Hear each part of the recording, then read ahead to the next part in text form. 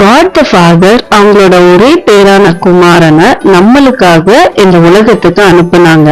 அததான் நம்ம கிறிஸ்துமஸ்ல செலிப்ரேட் பண்றோம். ராஜாதி ராஜாவா ஹெவன்ல இருக்க வேண்டிய இயேசப்பா நம்மளுக்காக அந்த ஹெவனை விட்டுட்டு இங்கே ஒரு ஸ்டேபிளில் பிறந்தாங்க.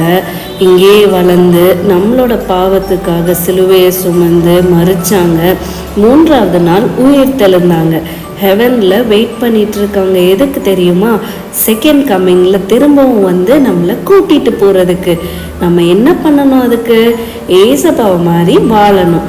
நல்ல பிள்ளைங்களா இருக்கும்போது ஏசப்பா சீக்கிரமே வந்து நம்மளை கூட்டிகிட்டு போவாங்க. நம்ம மட்டும் அப்படி இல்லாமல் நம்மளை சுற்றி இருக்கிறவங்களையும் செகண்ட் கம்மிங்காக ரெடி பண்ணுவோம். We wish you all a Merry Christmas. Next week நாங்கள் உங்களை மீட் பண்ணுறோம். பாய் பாய்.